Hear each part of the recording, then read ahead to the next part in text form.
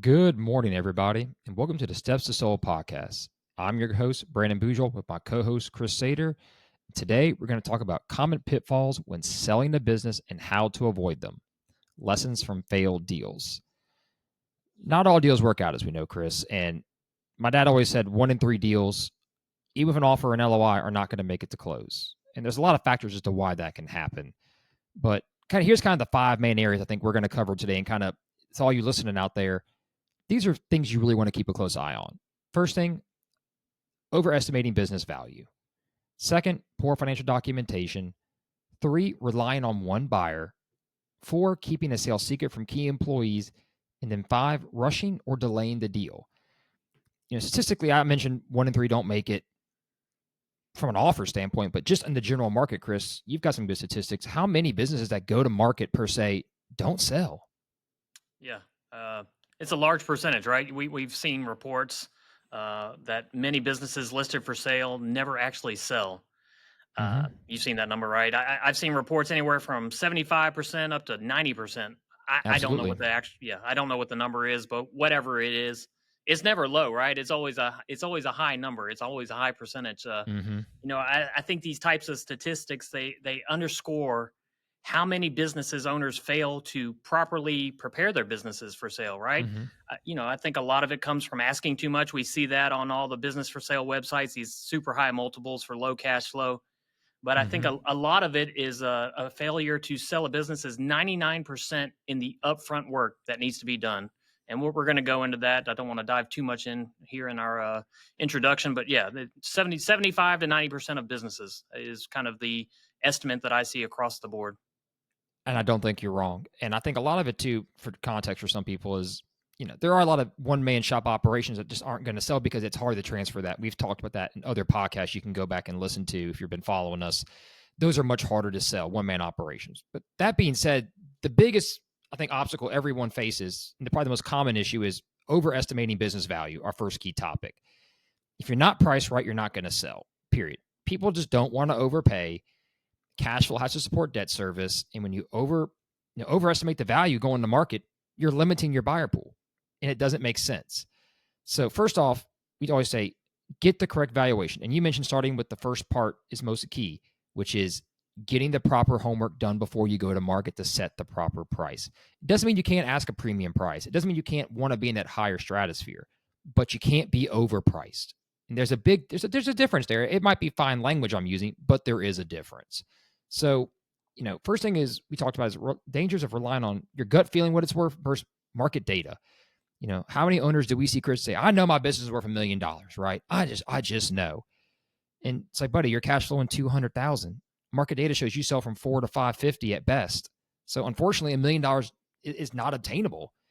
You have a hard asset value of maybe 200,000 to go with that. So you're asking for an 800,000 blue sky on top of 200,000 cash flow. That in assets, that's not realistic. And how, I'll let you comment on this because I have my feelings on it. But if you were to overprice it, let's say by 20, 30, 40, even 50%, how long is that business going to sit on the market, even get no traction, let alone any interested parties? Yeah, no, it's going to sit there a while, isn't it? And I always tell my clients or potential clients this, like, we can price it high, but we've got to be in the ballpark. I love the ballpark reference. If we're out of the ballpark, people can't even see us. They don't even want to look at it, right? If you're asking them, if I tell them their business is worth $1 million, can we ask 1.1? Sure. Can we ask 2? No, we cannot. So you're 20 to 30%. Yeah, absolutely. And the reason being, buyers are so sophisticated these days. You've seen it, right? They have all the data in the world. There's so much data out there. They have access to comps that they didn't used to have. And so overvaluing a business with a huge asking price compared to its profitability, that's just a major red flag for buyers. That's just going to make them, they won't even look at the business twice. If the first thing they see is like, hey, this business is overpriced, I don't even need to understand it. I know this seller has unrealistic expectations of what his business is worth. Absolutely. And that goes back to our last podcast on, I think, somewhat to using AI for valuations, right? How there's so many holes and there are some flaws in it. And it's some free advice to people. When you go on Biz Buy Sell or any house listing for sale site, business for sale site, you can sort by cash flow. You can sort by asking price. And if you go to Louisiana right now, for example, on Biz Buy Sell, you can click on the highest asking price. You'll see some $4 million deals with $400,000 cash flow. That just doesn't make any sense. That's a 10 cap on a 400 cash flow. That's not going to happen. That's completely unrealistic. And you're just shooting yourself in the foot, and you're wasting time, money, and effort to market it. How do you avoid that mistake? You speak with a good broker or good advisor who knows how to run a cash flow multiple, can pull market comps that can give you realistic expectations, and also run a proper adjusted SDE or EBITDA calculation so that you can get an appropriate multiple. And we've talked about multiples in previous podcasts. You can go check them out, everybody. There is a subjectivity in there. Don't get me wrong. But getting as close as you can, like you said, in the ballpark is so important. Because if you're in the ballpark, people will come check you out. They'll come, like they say, Field of Dreams. If you build it, they will come. Or if you come, they will build it. Same thing here. If you're in the ballpark, people are going to want to come and have a conversation. If it's not, they're really not going to be interested. And you're going to sit there and become that dead listing online that everyone's seen up there for 6 months that nobody wants to talk to. It becomes almost like a fatal flaw. Everybody sees something's wrong with it. Well, one, it's overpriced, and two, there's probably something else going on that you won't budge off your price. Yeah. And where does that those high prices from sellers come from? I've got two theories. One is emotional attachment, right? Absolutely. The emotional attachment, they just inflate the perceived value. This business is worth everything to me. And where does that come from? It becomes from they believe their intangible value for their sweat equity. Hey, I've put 20 years into this business, and I don't care if it makes 100,000 or 200,000. It's worth 2 million to me because that's all. That's what I want to walk away from. Well, that's great, and I understand the concept of that. But buyers aren't going to look at it the same way. They're looking at it from a return on investment. And if yours isn't right there comparable to all the other returns on investment, they're going to look at other opportunities. So you've got to be in that ballpark, and that's why I love that reference. No, it's true. And I think we don't ever mean to be hard on people about their sweat equity. It takes a lot to get a business running. So many fail in the first 3 years. Something like 90% fail in the first 3 years. We see that all the time. People coming to us in a distressed situation looking to get out because they've sunk $500,000 into a lease space and they don't know what to do. And often the cash flow doesn't support the value to get that build out back out. They may be getting $300,000 at best on that $500,000 investment, but you're getting off the lease, a bunch of other issues, but that happens far too often. And I think it leads to our next issue about overpricing, and that's poor financial documentation. If your numbers aren't good, you don't prepare everything, and you don't have clean books, and you don't have a CPA involved, or a bookkeeper, somebody helping you keep track of your books, especially the bigger you get, a controller, it's going to be hard to pull that data when it's time to do the valuation. And it's going to hinder a person like ourselves from doing our work, but also you as an owner. What are you really making? It's going to hurt you to obtain your best selling price. Maybe you don't overvalue it, but say there's a cash component. You're like, well, I should get paid so much because of my cash component. Well, it's not on the books. So that person can't get financing. We've discussed that in previous episodes. So you may ask a big price, but now debt service can't meet it based on the presented cash flow, or it's presented cash flow, but you can't back it up with documentation. So now you're hurting yourself. So now you're asking a price that you can't prove the cash flow to support it. Thus, you're going to scare off good buyers too. Another way to sit on the market a long time and not sell. And it also erodes buyer trust. It's a massive red flag every buyer is warned for. Look for good, clean financials. I mean, I don't know how many times we can stress clean financials, but we're going to say it again. If you're listening, clean financials. Get the cash report if you have that too. Yeah, absolutely. And even just having a good bookkeeper, keep everything straight. We had a deal where they were putting gross sales on their books as, let's say it's 800,000, for example. 20% of that was grant income coming in, not identified, which is not gross sales, mind you, not even listed as other income on P&Ls, on balance sheets, on anything. And so you're running the backwards math, and it's like, this doesn't add up. How are they making the money on what they're bringing in from their services provided? And you talk about kill a deal. We're from getting almost asking price to do some due diligence to you're worth barely anything except your hard asset value. Because now you're not supporting your cash flow at all, and your numbers are grossly off. And a lender's now saying, I won't even touch the business. I can't tell what's on here now. There's commingled funds from different rents and different other organizations into this S corp that you didn't disclose. I mean, you talk about kill yourself. That's a good one. Yeah. What I see most often is that poor financials, you can get started with them, right? We may not uncover them. The buyer may not uncover them immediately. but it's going to lead to seller Mm-hmm. frustration later in the deal process. And here's what I mean by that. Most buyers are going to do a deep dive on due diligence, right? They're going to And they dive into should. their financials, but we've already got the process well and underway by the time they get to that part. Mm-hmm. So when they start uncovering all those errors or miscategorizations of revenue, they're going to have a valid reason for wanting to renegotiate the deal. And Mm-hmm. that's gonna lead to the seller frustration. This is the most common place I see deals fall apart, is why does he I wanna agree. take that $1,000,000 offer and lower it to 600,000? Well, he found out $150,000 of revenue was belonged in the wrong year or was duplicated and all these different Mm-hmm. things. And that's my, experience is that's when that comes into play. Listen, you and I, we start the process, we look at the financials, but we're not doing Q of E's. We're not doing a deep dive audit. That's not what we do. We're not CPAs. We're going to try and identify some errors if we see them. Mm-hmm. But it's when that first buyer comes through the door, makes a great offer, and they dive in. That's when you'll really see where you need it clean financials, like you talk about. Absolutely. And how many times in the Q of E, and we'll touch more on this a little bit later, is that they say, hey, revenue is put in the wrong year. Well, now we based the business on the multiple of 3 times. Well, now that revenue shifts to the cash flow or EBITDA number. Now that multiple can be off by 100, 200, $300,000, just like that, just for a simple accounting error or way you're not keeping your books clean.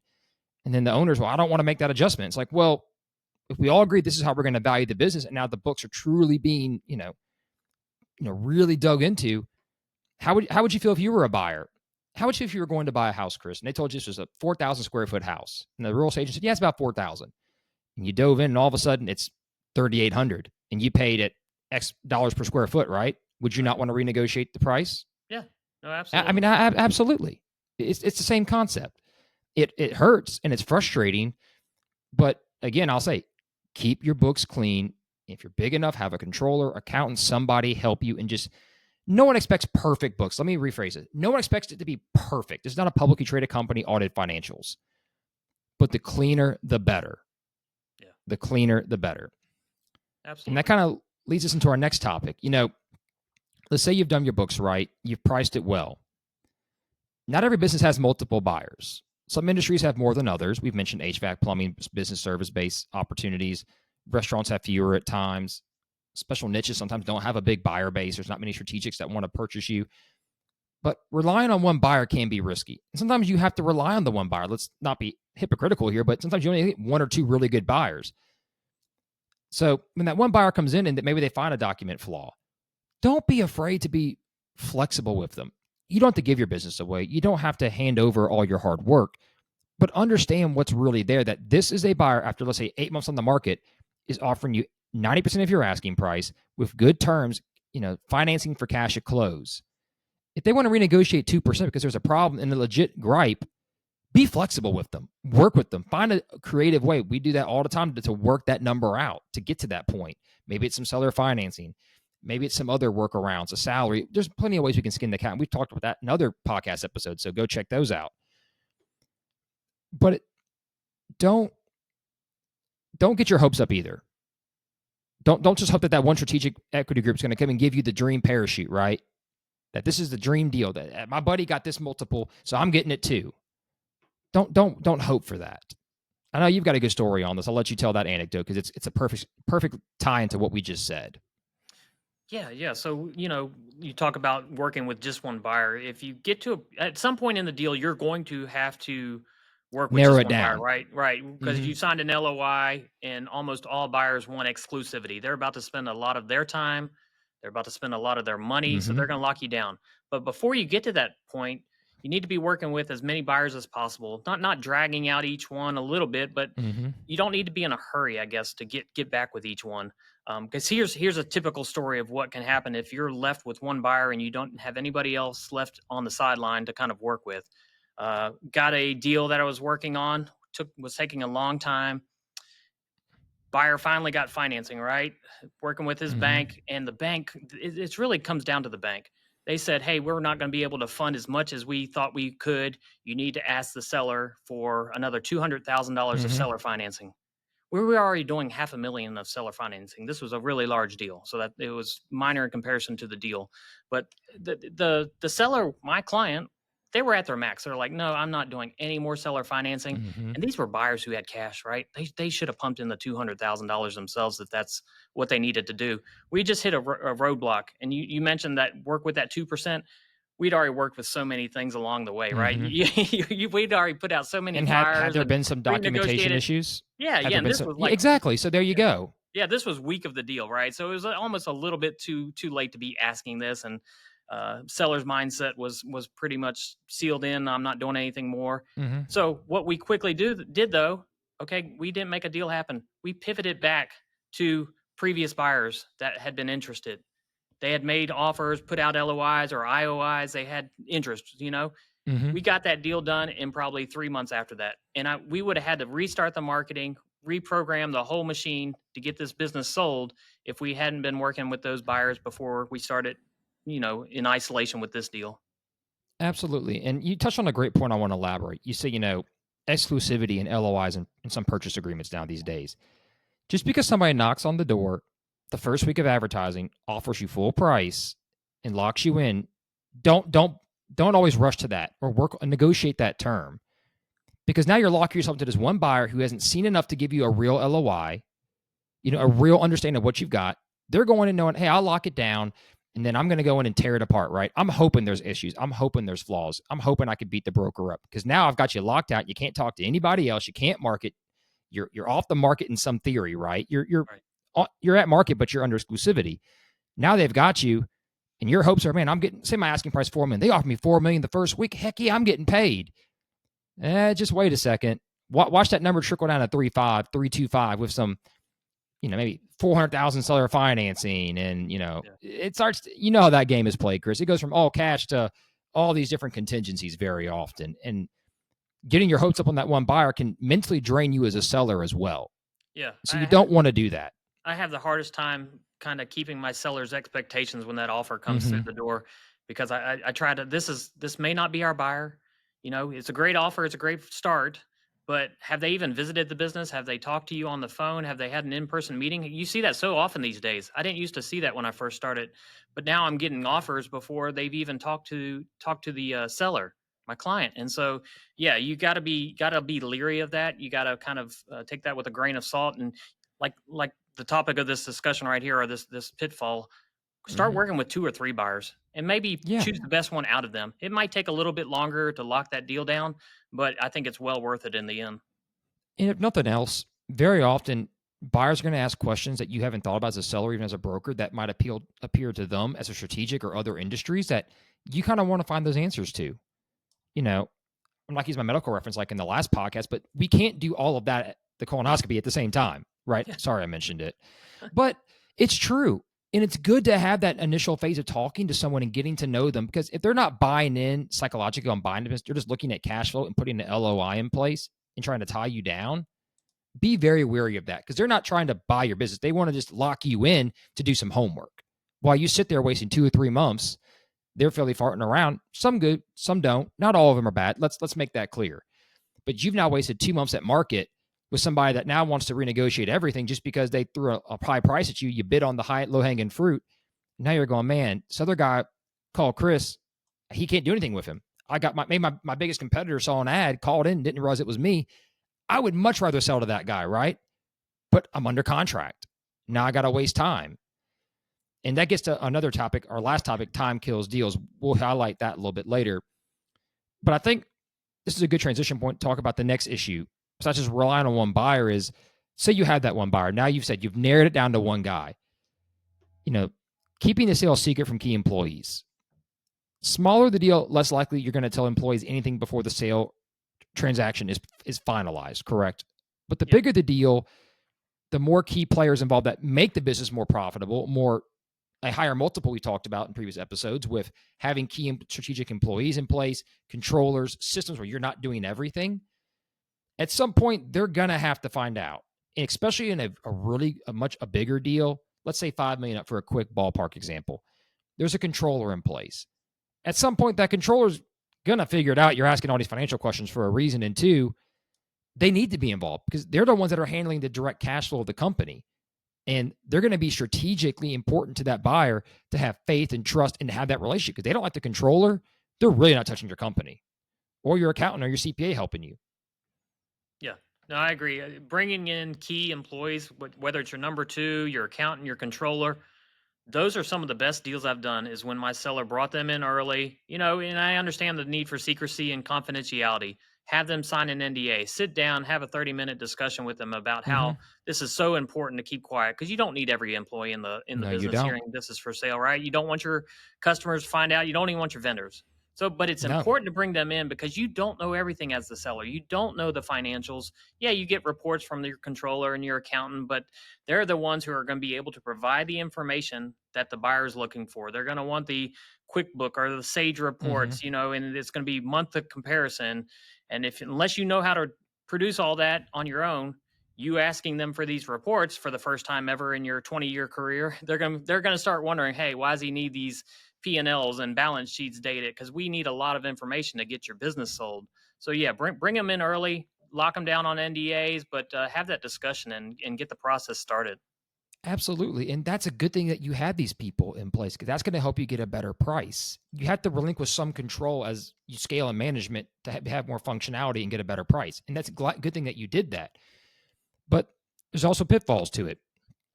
Let's talk about the pitfall. I've got two good stories for you. First one, we got a call, the lead on this past Sunday, an architecture firm and construction firm wanting to sell, was doing $1 million in revenue last year. This year, he's got zero. You know why? He told his employees last year he's thinking about selling. And guess what happened? Scattered. Gone. Yep. Now he's got nothing. Yep. And I feel horrible telling people that because there is value in the name and the brand, but he can't get help. Right. They went and immediately found new jobs. And Wow. that's tough. Another story is we had a bar down the Irish Channel, a long time ago, probably 2 decades almost now. And the manager found out from the owner, he's like, yeah, I'm probably selling. I got a buyer. It's about to happen. Well, I work in this business all the time. I should be the one getting this business. I put all the sweat equity in, right, as a manager. We've heard these horror stories. So right before closing, he rips everything out the bar. This is a well-established location, been around decades. Takes all the FF&E fixtures, rips out the bar, goes down the street, opens his own place, is on the radio talk about he's reopening the bar down the street. He's running it. Everybody knows him because he's the guy behind the bar, yada, yada, yada. Luckily, the buyer took it in stride and said, that's fine, we'll work around it. Legally, they handled it. That's why you don't tell people till it's time. These things can't happen. Yeah. You can think you have some of the best employees in the world. You'd be surprised when they think their job security is at stake or money's at stake or they weren't given a fair equity shot. They're gone. Sure. You think it's not going to happen, but it does. It's best to keep it a secret. It's best to lay low until the timing is right. Now, it doesn't mean that you don't at some point let the buyer meet a key employee if necessary. But you make sure, like we said, you have an LOI in place. You've gone through basic due diligence already.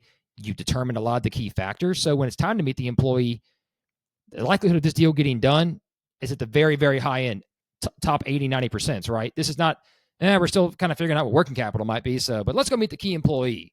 No, hang on. There's too many variables here we can't agree on yet to be talking to anybody specifically. Yeah, for sure.